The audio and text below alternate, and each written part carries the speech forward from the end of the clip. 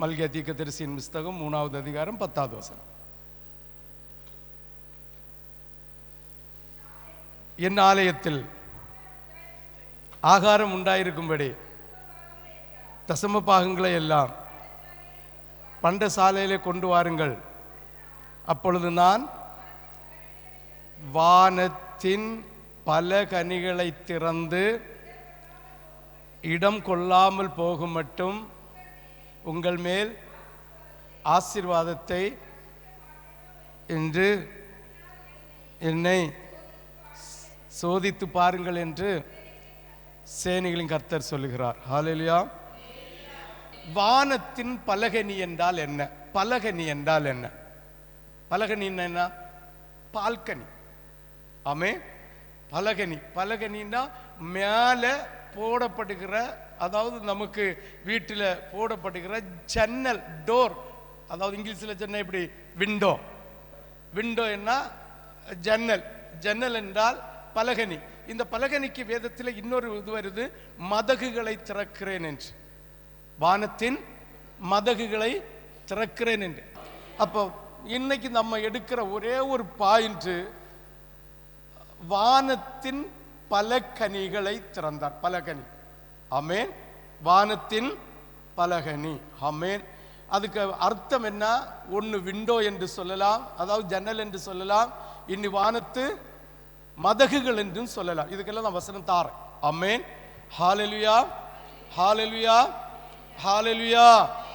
ஹல்லேலூயா. ஹல்லேலூயா. இனி இந்த வானத்தின் பலகனியை திறந்து, அத விண்டோவை திறந்து, வானத்தின் ஜன்னலை திறந்து நம்மை அவர் ஆசீர்வதிக்கிற தேவன். ஆனா அதே விண்டோ மூலம் நமக்கு நியாய தீர்ப்பையும் தருவாராம். ஆமென். எப்படி? அதே ஜன்னல் மூலமா, விண்டோ மூலமா நமக்கு நியாய தீர்ப்பையும் தருவாராம். ஆமென். ஹல்லேலூயா. அப்ப நினைச்சிடப்படாது, வானத்தின் பல கனிகளை திறந்து, மதகுகளை திறந்து நம்மளை ஆசீர்வதிக்க மட்டுமல்ல, அவர் நமக்கு நியாய தீர்ப்பையும் தருகிறதாக வேதம் சொல்லுகிறது. ஆமென்.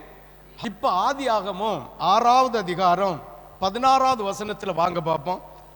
ஆதியாகமம் 6வது அதிகாரம் 16வது வசனம் ஒரு வாசிங்க. நீ ஒரு ஜன்னலை உண்டு பண்ணி மேல்தட்டுக்கு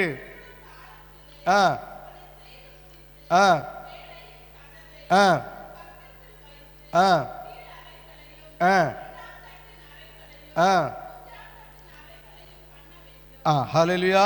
நீ பேழைக்கு ஒரு ஜன்னலை உண்டு பண்ணி. ஜன்னலின் அர்த்தம் என்ன? பலகனி. ஆமே. விண்டோ. ஆமேன். இல்லைங்க மதகுன்னு சொல்லலாம். ஆமேன். என்ன சொல்லலாம்? மதகு. ஆமேன். பலகனின்னா என்னது? அதான் பலகனியை திறந்து உன்னை ஆசீர்வதிப்பாராம். கதவு அல்ல. கதவுன்னு சொல்லியாச்சுன்னா, இதே பேழையை நம்ம சற்று யோசித்து பார்த்தோம்னா, கர்த்தராகிய தெய்வம் பேழையை அடைத்தார், கர்த்தராகிய தெய்வம் பேழையை திறந்தார்.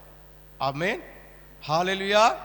அது எல்லாருக்கும் பொதுவான வாழ்ந்த, அந்த இதுக்குள்ள வாழ்ந்த எல்லாருக்கும், மிருக ஜீவன் எல்லாருக்கும் எல்லாருக்கும் எல்லாருக்கும் பொதுவான இது. அது கர்த்தர் திறப்பார், கர்த்தர் அடைப்பார். பலகனியை திறக்கிறது அது, அதாவது விண்டோயை திறக்கிறது அது ஒரு பொருளுக்காக, அது ஒரு காரணத்துக்காக திறக்கிறார். ஏன்னா ஆசீர்வதிப்பதற்காக. ஆமென். இந்த நோவாவுடைய பேழையில கதவு இருந்தா இல்லையா? இருந்து. அது அது ஆசீர்வாதத்துக்கு மட்டுமா? இல்ல மிருக ஜீவன்கள் எல்லாத்துக்கும் பொதுவானதா? சரி, விண்டோவை போட்டிருக்கு. இந்த விண்டோவினால ஆக்சிஜன் உள்ள வருவதற்காகவோ இல்ல வெளிச்சம் வருவதற்காகவோ அந்த விண்டோவை போட்டது இல்ல. 40 நாள், நீங்க அதை படிச்சீங்கன்னா தெரியும், 40 நாள் அளவும் என்ன செஞ்சது? அந்த விண்டோ பூட்டி வச்சிருந்து, உள்ள சூரிய வெளிச்சமோ காற்றோ வராதபடிக்கு. ஆமென். அப்ப அந்த விண்டோயை போட்ட ஒரு பர்பஸ் இருக்கு, அந்த மத பலகனிக்கு ஒரு பர்பஸ் இருக்கு. ஆமென். அதை தான் பார்க்க போறோம். ஆமென். ஆமென். வானத்தின் பலகணின்னா கர்த்தருடைய விண்டோ, ஜன்னலை திறந்து மதகை திறந்து நம்மை இடங்கொள்ளாமல் போகும் மட்டும் ஆசீர்வதிக்கிற தேவன். ஆமென். ஹல்லேலூயா, ஹல்லேலூயா, ஹல்லேலூயா. இடங்கொள்ளாமல் போகும் மட்டும் நம்மை ஆசீர்வதிக்கிற தேவன். ஆமென். இந்த பலகனின் அர்த்தம் மதகுன்னு இருக்கு, விண்டோ இங்கிலீஷில் வாசித்தோம்னா விண்டோ அப்படிதான் இருக்குன்னு நான் கர்த்தருக்குள்ள விசுவாசிக்கிறேன். விண்டோ, ஜன்னல், இப்படி 3 விதம் சொல்லலாம்.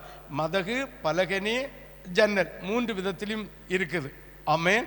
சரி, இங்க நம்ம நோவா காலத்தில் கட்டப்பட்ட பேழை கதவும் இருந்து பலகனியும் இருந்து. ஆமென். கதவு பொதுவான ஒரு வாசல், பொதுவான வாசல். இந்த மதகு இந்த பலகனி விண்டோன்னா அது பொதுவானதல்ல, கர்த்தருடைய நியாய தீர்ப்பையும் கர்த்தருடைய ஆசீர்வாதத்தையும் வழங்குகிற ஒரு விண்டோ. இந்த விண்டோ கர்த்தர் வைத்தது வெளிச்சத்துக்காக அல்ல,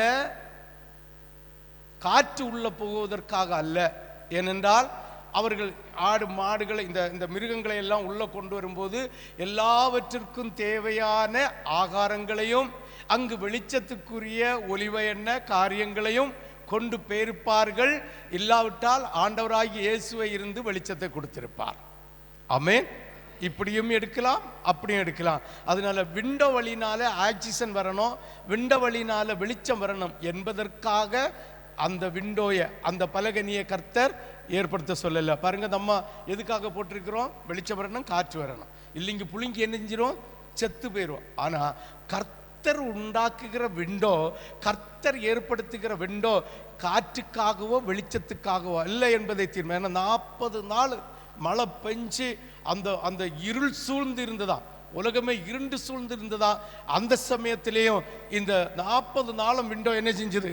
அடைச்சுதான் வச்சிருந்தது. ஆமென். ஹல்லேலூயா, ஹல்லேலூயா, ஹல்லேலூயா, ஹல்லேலூயா, ஹல்லேலூயா. இப்போ விண்டோ பர்பஸ் சூரிய ஒளிக்காகவோ ஆக்சிஜனுக்காகவோ கர்த்தர் அமைக்கல. ஆமென். அதுல 2 காரியம் இருக்கு. அந்த பேழைக்குள்ள இருந்து வெளியில கொண்டு போகிற 2 காரியம். ஒன்று நியாய தீர்ப்பு, ஒன்று ஆசீர்வாதம். ஒன்று காக்கையை விட்டார், இன்னொன்று பிராய விட்டார்.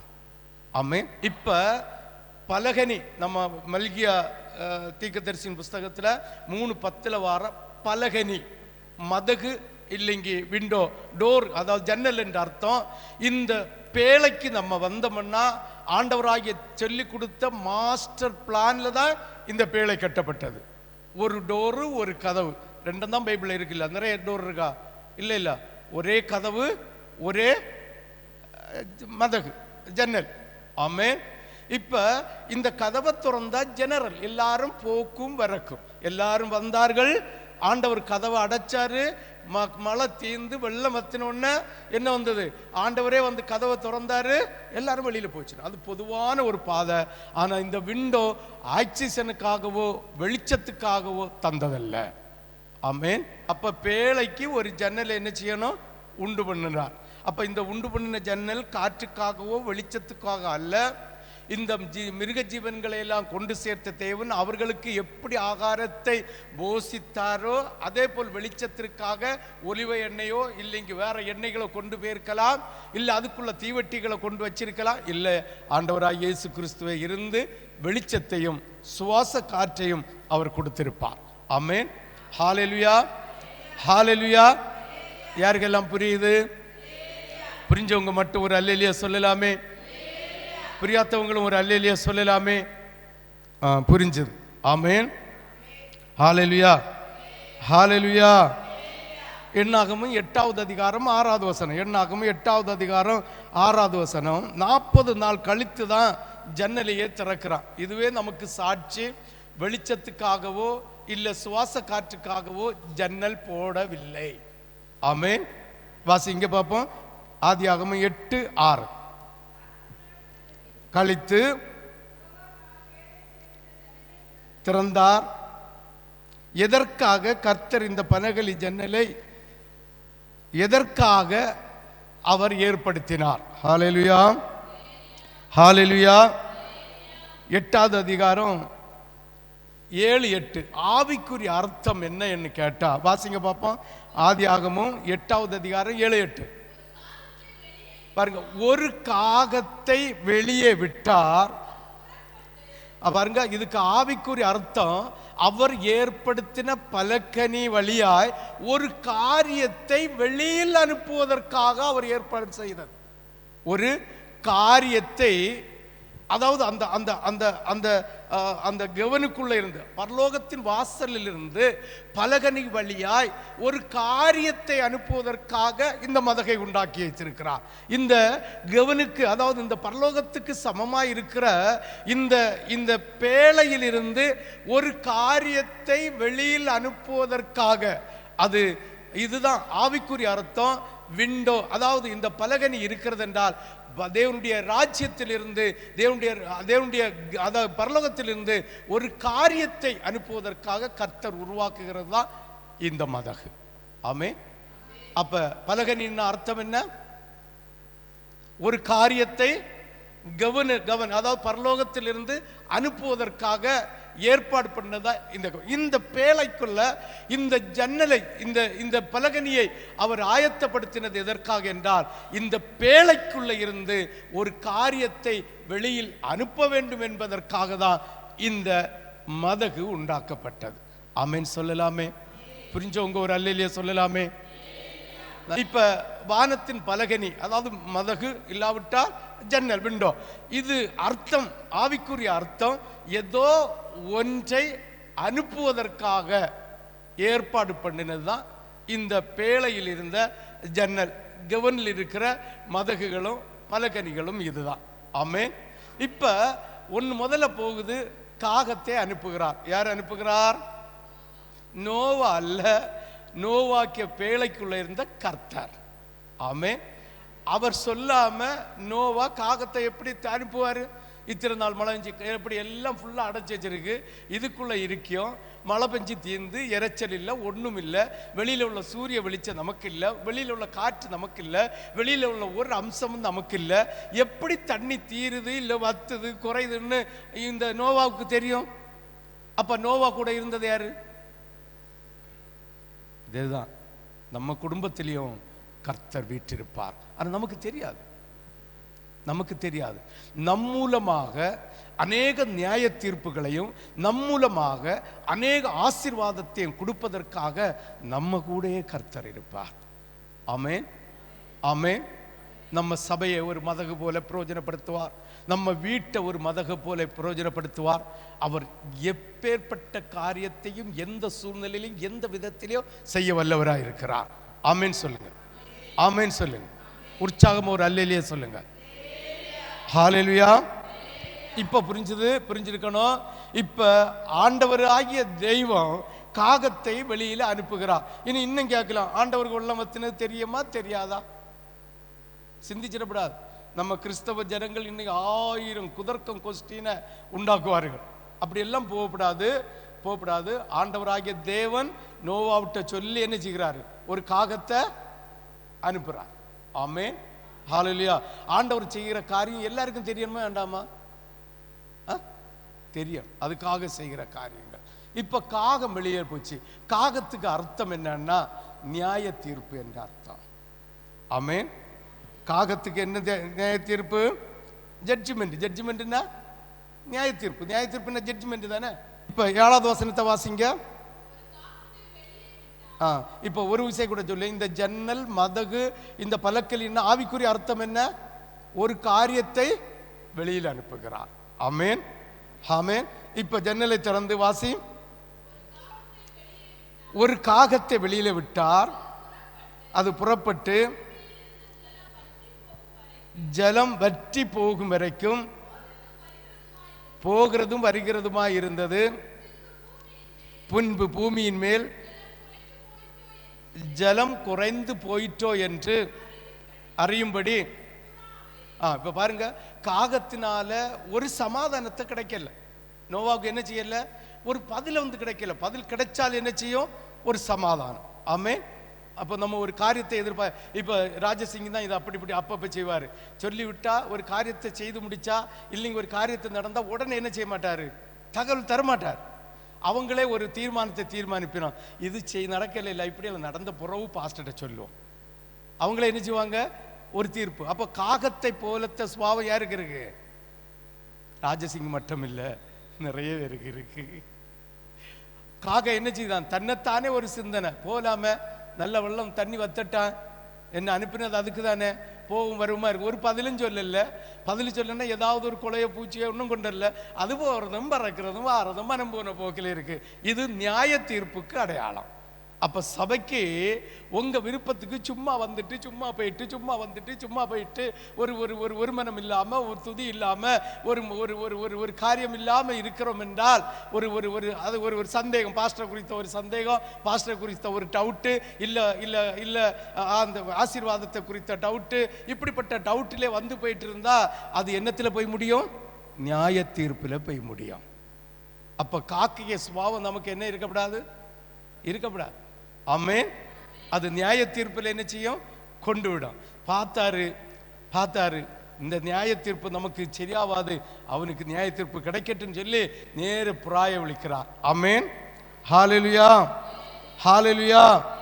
புறா கபடமற்றது, புறா கபடமற்றது. ஆமென், ஆமென்.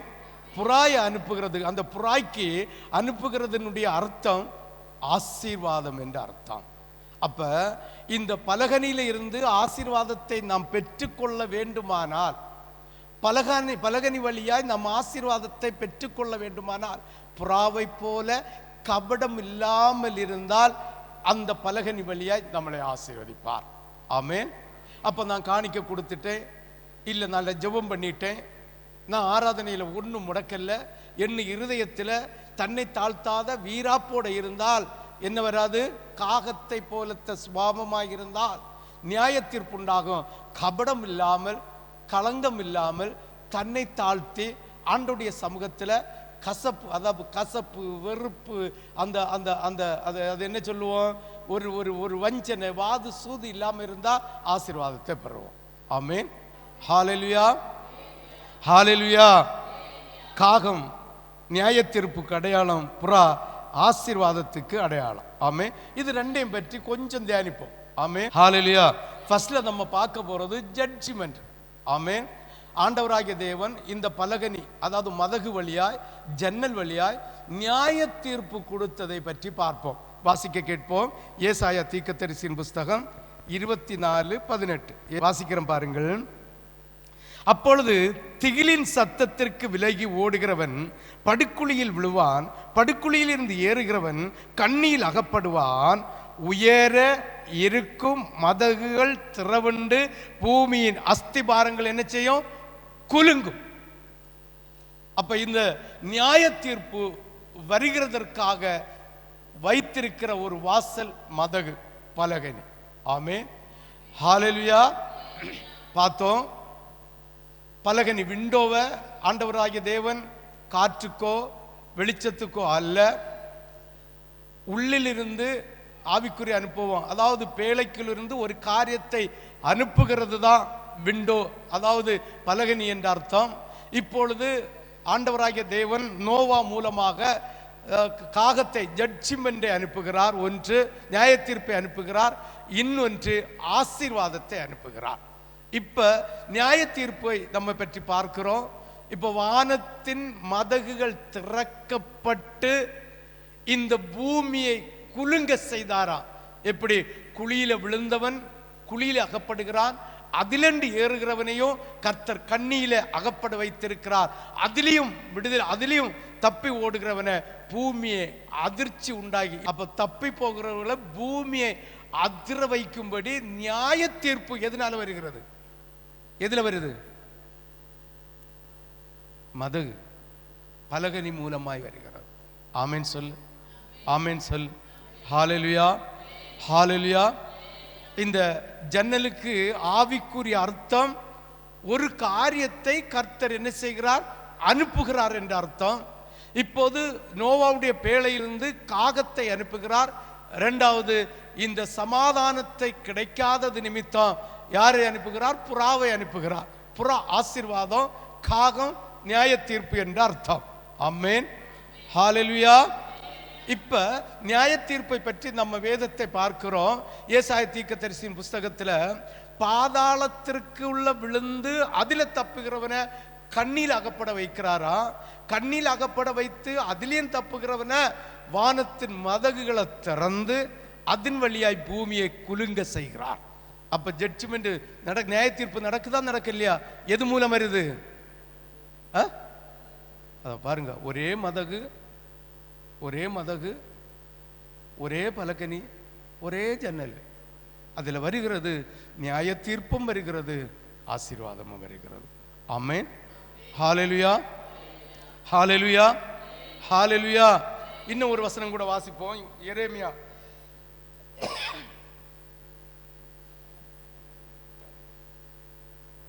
9வது அதிகாரம். எரேமியா 9வது அதிகாரம், அதனுடைய 21வது வசனத்தை வாசிப்போம்.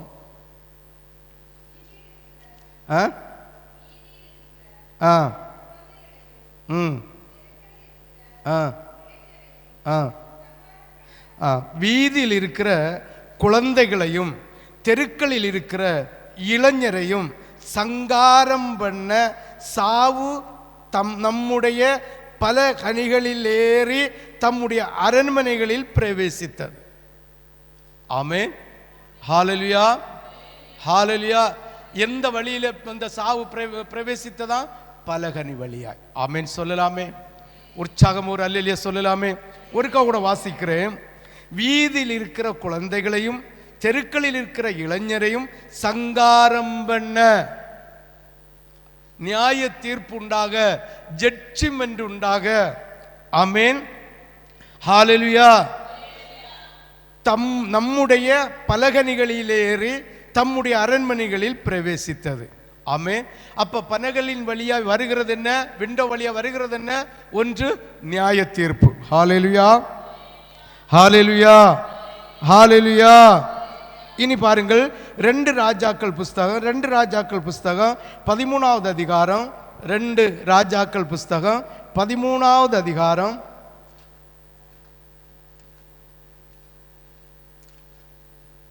2 ராஜாக்கள் 13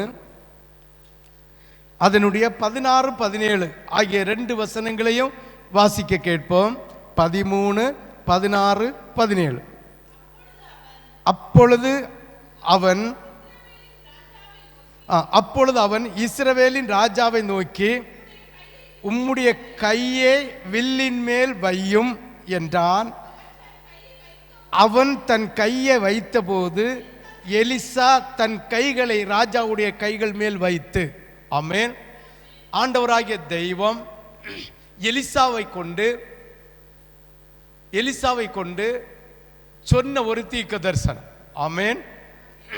ஏனென்றால் ஆண்டவராகிய தேவன் எலிசாவை கொண்டு சொன்ன ஒரு தீர்க்க தரிசனம். ஆமென் சொல்லலாமே. இனி 17 வாசி. கிழக்கே இருக்கிற ஜன்னலை திறவும் என்றான். அவன் அதை திறந்தபோது எலிசா எய்யும் என்றான். இவன் எய்தபோது அது கர்த்தருடைய இரட்சிப்பின் அன்பும் சீரியானின்று விடுதலையாக்கும் இரட்சிப்பின் அன்புமானது. நீர் ஆபேக்கிலே சிறியரை தீர முறியடிப்பீர் என்றான். ஆமென், ஹல்லேலூயா, ஹல்லேலூயா. அப்ப ராஜாவிட்ட சொல்லுகிறான், நீர் வில்ல பிடியும், நான் உம்முடைய கைக்கு மேல கையை வைக்கிறேன். இப்ப வடக்கே இருக்கிற எதிரியின் திசையில் இருக்கிற பலகனியை திரையும், அதன் வழியாக இந்த நியாய தீர்ப்பை என்ன செய்கிறார்? உண்டாக்குறார். ஆமென் சொல்லலாமே. ஹல்லேலூயா, ஹல்லேலூயா, ஹல்லேலூயா. கர்த்தருடைய இரட்சிப்பின் அன்பு பலகனியாய் வழியாய் வருகிறது. ஆமென். கர்த்தருடைய இரட்சிப்பின் அன்பு எந்த வழியா வருகிறது? பலகனி வழியாய் வருகிறது. ஆமென் சொல்லலாமே. உற்சாகமா ஒரு அல்லேலூயா சொல்லலாமே. முழு இருதயத்தோடு ஒரு அல்லேலூயா சொல்லலாமே. முழு பலத்தோடு ஒரு அல்லேலூயா சொல்லலாமே. இப்ப வாசிப்போம் மல்கியா 3:10. இப்ப நம்முடைய செய்தி அதுல புரியும். என் ஆலயத்தில் ஆகாரம் உண்டாயிருக்கும்படி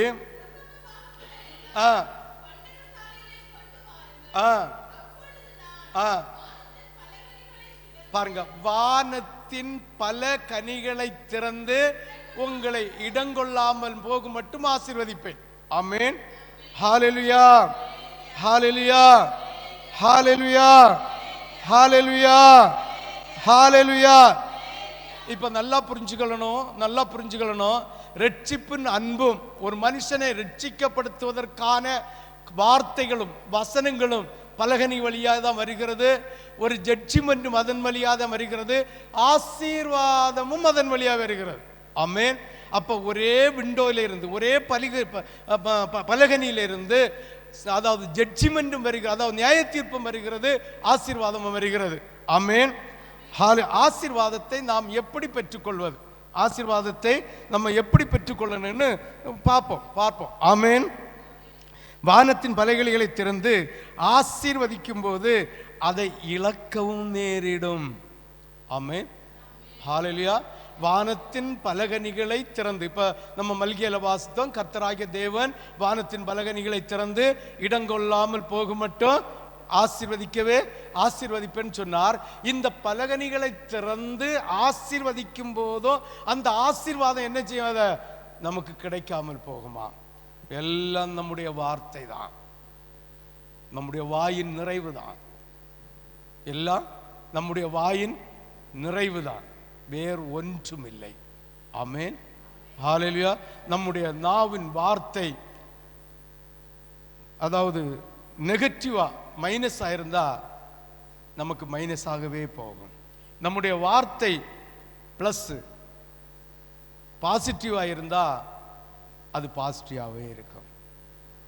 நமக்கு சாபமும் ஆசீர்வாதம் வருகிறது நம்முடைய நாவினால். ஆமென். மற்றவர்களை குற்றம் சாட்டுகிறதுல நம்ம ஜாக்கிரதை உடையவர்களாக இருக்கணும். ஆமென் சொல்லு. ஹல்லேலூயா.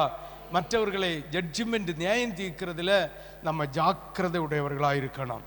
ஆமென் சொல்லலாமே. ஹல்லேலூயா. அப்ப ஒரு மனுஷனுடைய நாவிலால அந்த மனுஷனுக்கு ஆசீர்வாதிப்ப, அப்ப இந்த மதகு என்கிற விண்டோயில இருந்து வருகிற நியாய தீர்ப்பையோ வருகிற ஆசீர்வாதத்தையோ நாம் சுதந்திரிப்பதற்காக ஆசீர்வாதத்தை மட்டும் சுதந்திரிக்க வேண்டுமென்றால் நம்முடைய வார்த்தை எல்லாம் அதாவது பாசிட்டிவா இருந்துட்டே இருக்கணும். ஆமே. நியாய தீர்ப்பு வர வேண்டுமானால் நம்முடைய நாவிலிருந்து வருகிற வார்த்தை எல்லாம் நெகட்டிவா இருந்துட்டே இருக்கணும். நாம் எந்த ஒரு காரியத்தையும், எந்த ஒரு சூழ்நிலையும், எந்த ஒரு இதையும் மைனஸா நினைக்கவே கூடாது, பிளஸ்ஸா நினைச்சிட்டே இருக்கணும். ஆமே.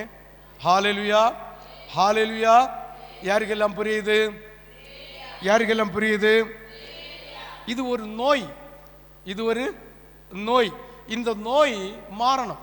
ஆண்டவரை விசுவாசிக்காமல், ஆண்டவருடைய வசனத்தை விசுவாசிக்காமல், ஆண்டவருடைய மதகில் இருந்து வருகிற ஆசீர்வாதத்தை மட்டும் விசுவாசிக்க கூடிய அளவில் இல்லாமல், அவருடைய மதகு வழியாய் வருகிற ஜட்ஜ்மெண்ட் நியாய தீர்ப்பை பெற்றுக்கொள்ள இடத்துல நாம் இருக்கிறோம் என்றால் நம்முடைய மதிகேடு, நம்முடைய புத்தீனம் என்ற அர்த்தம். ஆமென். ஹல்லேலூயா, ஹல்லேலூயா. எவ்வளவு, அதாவது எவ்வளவுதான் கற்றுக்கொண்டாலும் புரிந்து கொள்ள முடியாத பெண் பிள்ளைகள் இருக்கிற வீட்டில் போய் ஆண்டவருடைய ஊழியத்தை செய்கிறது போல, சுவிசேஷத்துக்கு வருகிறது போல, அவர்களை நயவஞ்சகமாக பணத்துக்காக ஊழியம் செய்கிற ஊழியக்காரர்களும் அந்த வீட்டில் உள்ள பெண் பிள்ளைகளும் போல நம்ம இருக்கக்கூடாது. ஆண்டவருடைய ஒரு வசனத்தை கேட்டால், ஆண்டவருடைய ஒரு வார்த்தை கேட்டால் நம்முடைய நடை, உடை, பாவனை அத்தனை என்ன செய்யணும்? மாறணும். ஆமென். ஹல்லேலூயா, ஹல்லேலூயா. உடனே சொல்லிடப்படாது, இது பாஸ்டர் இந்த பைபிள் வசனம் எழுதினதெல்லாம் அந்த காலம், இது இந்த காலம், அது அந்த காலம், இது இந்த காலம். இந்த காலத்துக்கு ஏற்றது போல நம்ம இருக்கணுமா வேண்டாமா? இதுக்கெல்லாம் நிறைய உதாரணம் சொல்லுவாங்க.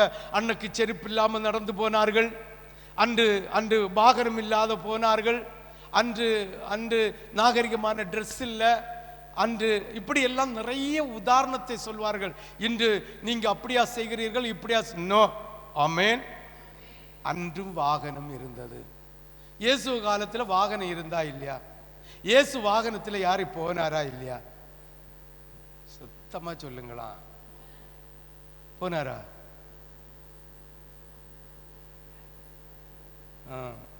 புல்லு கொடுக்கணும், இன்னைக்கு பெட்ரோல் குடிக்கணும். அதுக்கு புல்லு கொடுத்தாதான் போவோம், சுமந்து கொண்டு போவோம். இன்னைக்கு பெட்ரோல் போட்டாதான் சுமந்து கொண்டு போவோம். ஆமென். இதெல்லாம் காரணம் வைக்கப்படாது.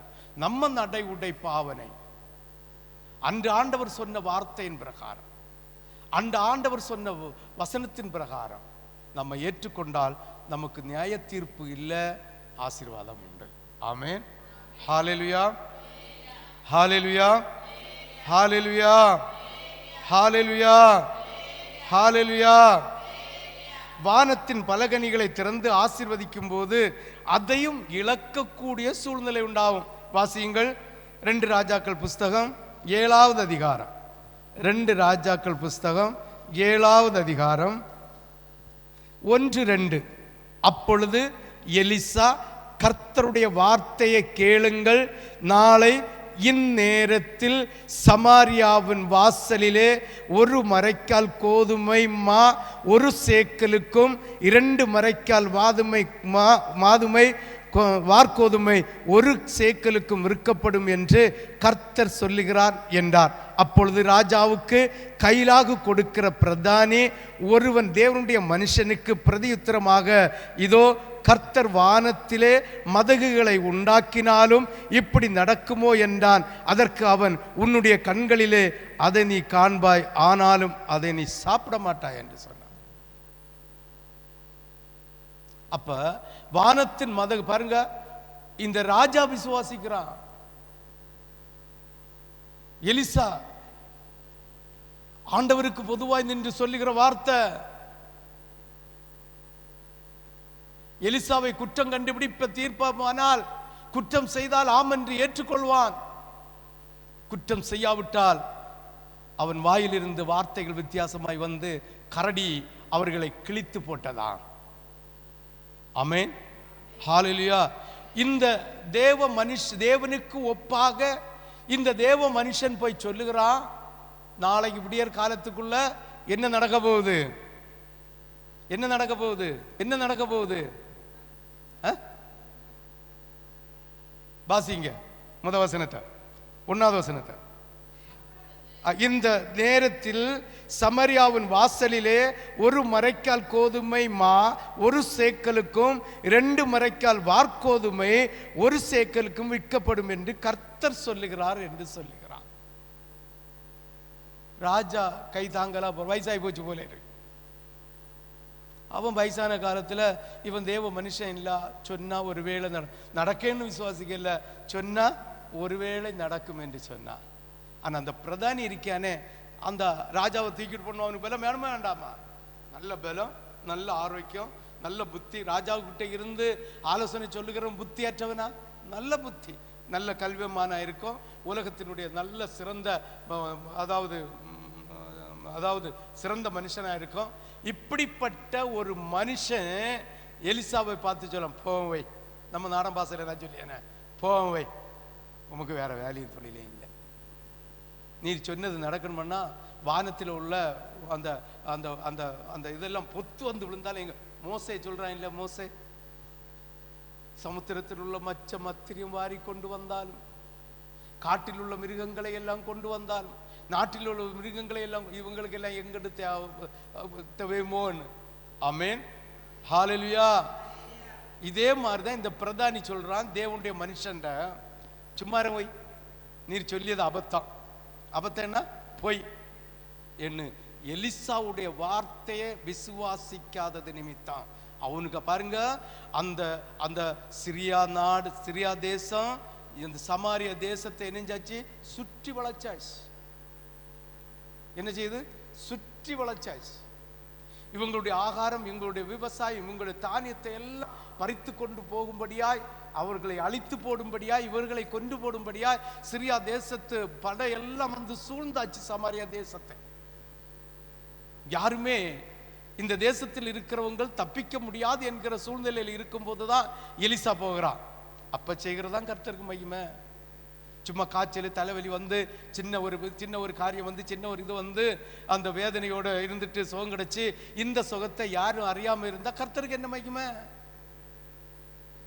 உன் வீடு அறியணும், உன் தேசம் அறியணும், உன் தேசத்தை சுத்தி இருக்கிற எல்லா ஜனங்களும் அறிந்த போறது ஒரு விடுதலையை பெற்றுக்கொள்ளுகிறது தான் கர்த்தருக்கு மகிமை. ஆமென், ஹல்லேலூயா. யாருக்கெல்லாம் புரியுது? இப்ப இந்த எலிசாவின் வார்த்தையே அபத்தமாக சொன்னதை விசுவாசிக்காமல், இந்த எலிசாவை விசுவாசிக்காமல் சொல்லுகிறான் வானத்து மதகுகள் அத்தனையும். இப்ப வானத்தில் எத்தனை மதகுகள் இருக்கு சொல்லுங்களா? வார்கோதுமை வரக்கு ஒரு மதகு, கோதுமை மா வரக்கு ஒரு மதகு, பணம் வரக்கு ஒரு மதகு, மீன் வரக்கு ஒரு மதகு, அப்படிதானே? மழை வரக்கு ஒரு மதகு, காற்று வரக்கு ஒரு மதகு இருக்கா? பல கனிகளை ஒன்னல்ல பல சிறு. ஆமென், ஆமென், ஹல்லேலூயா, ஹல்லேலூயா. அந்தந்த சூழ்நிலைக்கு ஏற்ற அந்த அந்த பலகனியை என்ன செய்வாரு? அந்த மதக திறப்பார். ஆமென், ஹல்லேலூயா. இப்ப எலிசா சொல்லுகிற அவன்ட, டேய் நீ இத கண்ணால பாப்ப, நீ தின்ன மாட்ட, நீ என்ன செய்வ? மோசையும் இப்படிதான் சொன்ன உடனே ஆண்டவர் சொன்னாரு, நீ அந்த தேசத்தை கண்ணால பாப்ப, போமாட்ட. புரியுதா? எலிசா உன்னை சொல்றான், டேய் ராஜா புசிப்பாரு அந்த ஆகாரத்தை, நீ கண்ணால தான் பார்க்க முடியும். இவ்வளவு மலிவான ஒரு மாவையோ இந்த வார்கோதுமையோ ஒன்னால வாங்கி சாப்பிட முடியாது. அதுக்கு அர்த்தம் என்ன? அந்த தேசமே வாங்கி சாப்பிடும் போது இவன் மட்டும் சாப்பிடலன்னா அதுக்கு அர்த்தம் என்ன? நீ செத்து போவடான்னு சொல்றாரு. அப்ப எலிசாவை விசுவாசிக்க இல்லைங்க, எலிசாவுடைய வாயினால வருகிற வார்த்தையினால என்ன செய்வான்? பிரதானி என்ன செய்கிறான்? செத்து போகிறான். வாசியுங்கள் 1:2. எலிசா, கர்த்தருடைய வார்த்தை கேளும், நாளை இந்நேரத்தில் சமாரியாவின் வாசலிலே ஒரு மரக்காய் கோதுமை என்றும் மா என்றும் ஒரு சேக்கலுக்கும் விற்கப்படும் என்று கர்த்தர் சொல்லுகிறார் என்று சொன்னுகிறார். ஆமென். அப்ப ஒரே மதகு, ஒரு பலகனியில் ஒரு கனியிலிருந்து, பால்கனியில இருந்து, அத விண்டோயில இருந்து ஆசீர்வாதமும் வரும், நியாய தீர்ப்பும் வரும். ஆமென், ஹல்லேலூயா. அப்ப பலகனின்னா உங்களுக்கு புரிஞ்சிருக்குன்னு நினைக்கிறேன். ஆமென், ஹல்லேலூயா, ஹல்லேலூயா. அதாவது பலகனியில் இருந்து, பால்கனியில் இருந்து நியாய தீர்ப்பும் ஆசீர்வாதத்தையும் பெற்றுக்கொள்வது அவன் தன் வார்த்தையினால பெற்றுக்கொள்ள முடியும். ராஜா தன் வாயினால ஏற்றுக்கொண்டான், இந்த பிரதானி ஏற்றுக்கொள்ளல, பெற்றுக்கொள்ளல. ஆமென். அப்ப பிரதானிக்கு என்ன வந்தது? நியாய தீர்ப்பு வந்தது. ராஜாவுக்கு என்ன வந்தது? ராஜாவும் ஜனங்களுக்கு என்ன வந்தது? ஆசீர்வாதம் வந்தது. ஆமென், ஹல்லேலூயா. 2 ராஜாக்கள் 7வது அதிகாரம் 19வது வசனம். அதற்கு அந்த பிரதானி பிரதியுத்தரமாக, இதோ கர்த்தர் வானத்தின் மதகுகளை உண்டாக்கினாலும் அந்த வார்த்தையின்படி நடக்குமா என்று சொல்ல,